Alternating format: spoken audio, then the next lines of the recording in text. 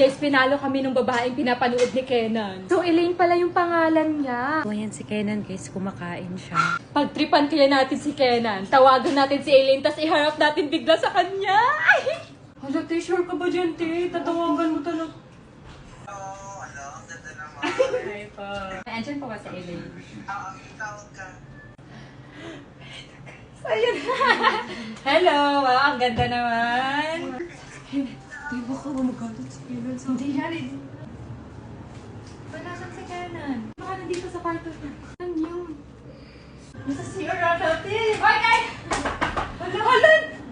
Nalubat ako! Hindi mo naman kasi tinignan, lubat ka pala. Guys, nalubat! Ba yan? Hoy, Kenan! Andyan ka lang naman pala. Tinatawag ka namin kanina pa. Sayang. Guys, comment na kayo for part 2 kung gusto niyo talagang magkita sila. Comment na kayo guys kung ano yung bagay itawag kay Kenan at Elaine. Kenteya pa din ah.